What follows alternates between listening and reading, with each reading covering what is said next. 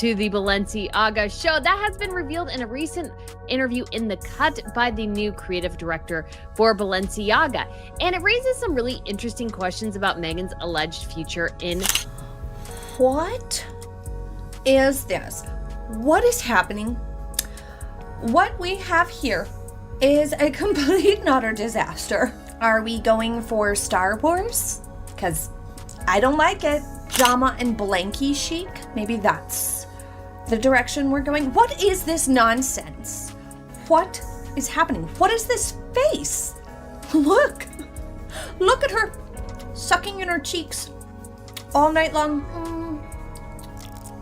Oh, please. All that royal charm, all that Hollywood shine, and what does Paris do? Delivers the most spectacular eye roll in couture history. New line. Now, I would say that it was profoundly negative, but when you speak about other royals, I actually looked this up because somebody asked about it, and Catherine the Princess of Wales has some Balenciaga. On the surface, it looked like the comeback of the century. Meghan Markle, the Duchess herself, sweeping into Paris Fashion Week as if she owned it. Heels sharp, gown flawless, hair gleaming like a campaign in motion. Cameras flashed, editors watched, and the crowd leaned closer. The world seemed ready to bow again, and she knew it. Look at her do it. The duck facing is embarrassing to watch. I can't take it. It's gross. It's terrible. Backstage, though, was a different story. It should have been alive with chaos. Hair dryers buzzing, makeup brushes flying, assistants dashing. But the moment Meghan walked in, the energy vanished, like someone hit mute on Fashion Week. Stylists traded looks, makeup artists whispered, assistants pretended to tidy up. Meghan tried small talk, a smile here, a nod there, but insiders said it felt rehearsed, like she was reciting lines from a script she barely remembered. So you just gotta wonder, did Balenciaga get out of it what it wanted to? Did Meghan get out of it what she wanted it to? And is it really appropriate to invite yourself? The whole vibe just dropped. One insider put it perfectly. We've seen diva entrances before, but this wasn't confidence. It was pure discomfort. A model is being effortlessly graceful. Meghan's not graceful, and she's very effortful in her attempts at reaching that benchmark of being graceful, and she's not getting anywhere close. Even the photographers, normally scrambling for the perfect shot, hesitated. One even joked it felt like everyone was afraid to breathe near her.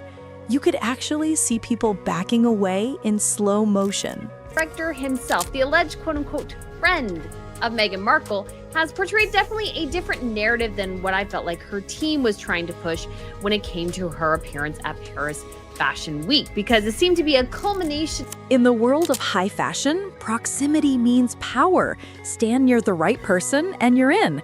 But Meghan, she was isolated by distance. No one wanted to share the frame. And then came the whispers, the sharp, dangerous kind.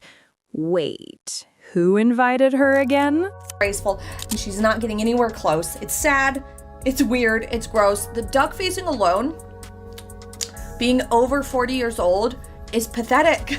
I can't take it. I can't even take myself seriously. And it wasn't just Parisian snobbery.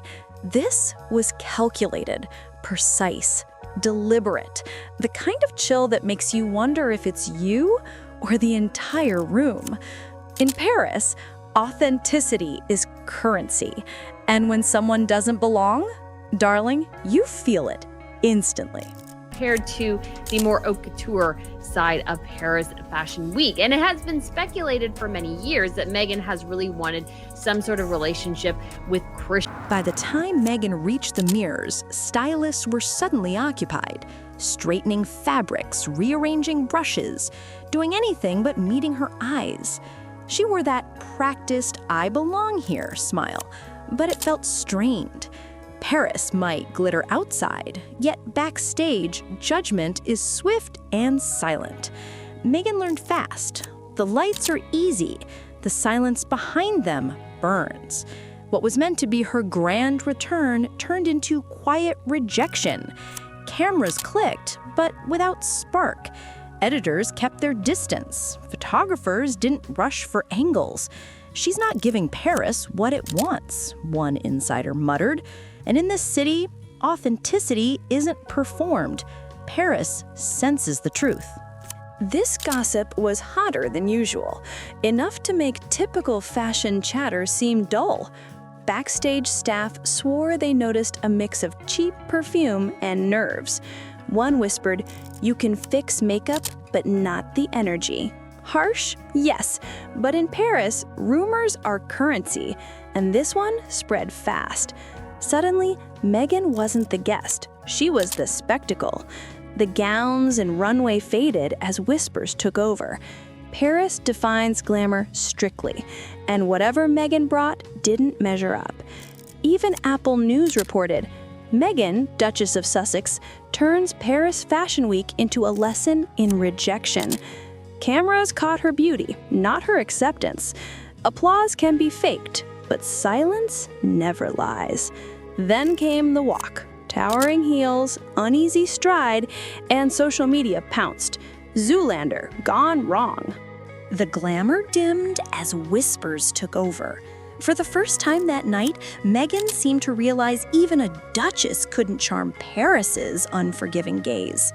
A designer later laughed, "She texted me herself. No invite, just asked to come." Exclusivity gone.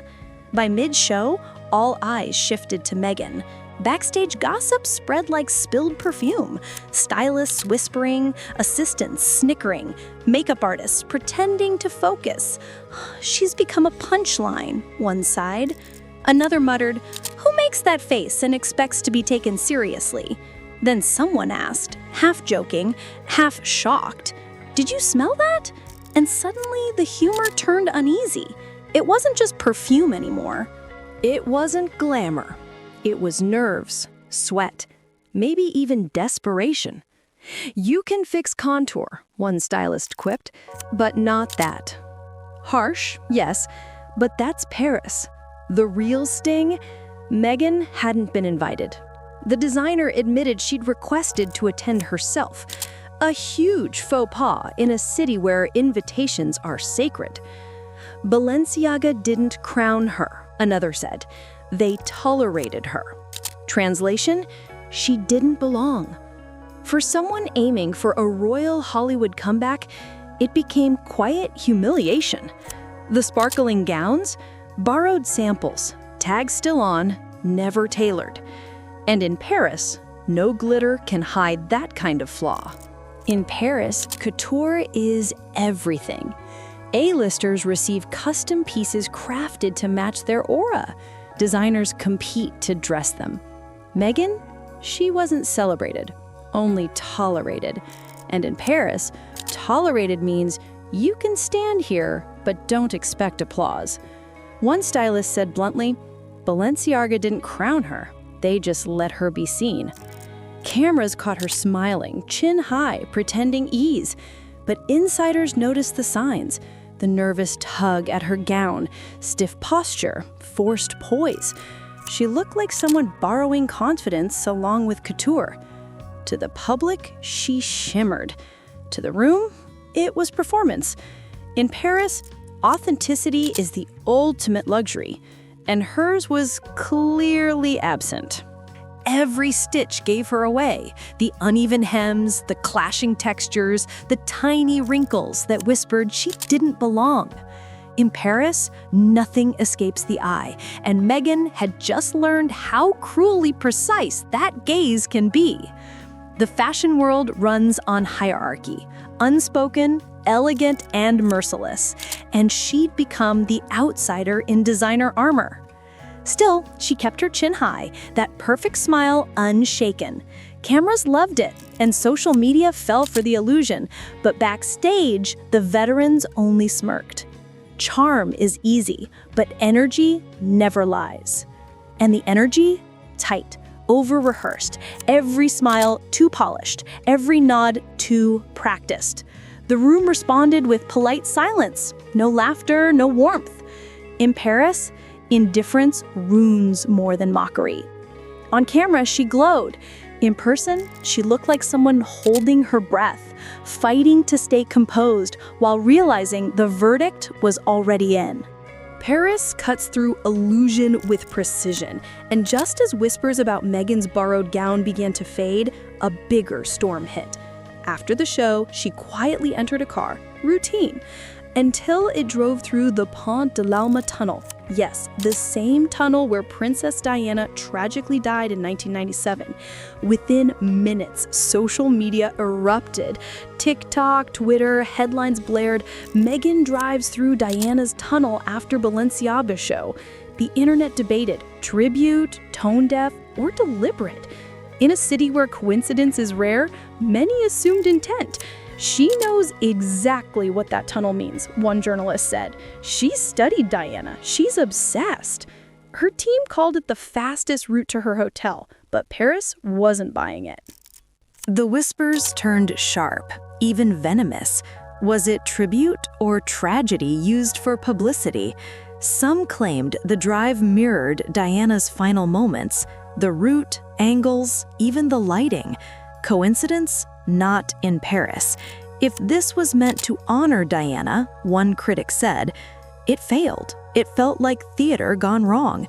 Paris reveres symbolism, but punishes pretense. Backlash was immediate and fierce.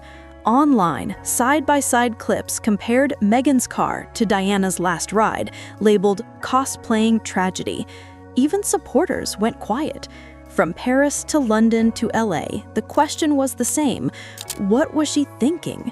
French outlets called it deliberate, the British, eerie, Americans suggested coincidence. Behind closed doors, one word circulated: desperate. Obsession. "She's not honoring Diana," one fashion insider told reporters. "She's trying to be her." That single line changed everything. What started as fashion gossip became a psychological spectacle. Comparisons between Diana and Meghan, once flattering, now felt unsettling. Admiration shifted into imitation. Even Diana's most devoted fans felt uneasy. "Is this tribute or theater?" they whispered. In Paris, performance masquerading as emotion is quickly exposed. That night, Meghan's polished image began to crack. "A total car crash," one magazine called it. "A brand in ruins," said another. By morning, couture, Balenciaga, and the glittering crowd didn't matter. Only one thing remained in memory: the tunnel. That single car ride upended her entire story. Overnight, chatter about perfume, posture, and borrowed gowns faded beside what the media now called the Diana stunt. Major outlets debated, gossip panels dissected, and in hours, Meghan Markle, the Duchess once praised for defying royal norms, was accused of turning tragedy into spectacle. Her fascination with Diana stopped feeling like homage and began to look obsessive. Sympathy shifted to skepticism. "She's turned legacy into content," one critic said bluntly. In Paris, where authenticity is revered, that's a sin no glitter can excuse.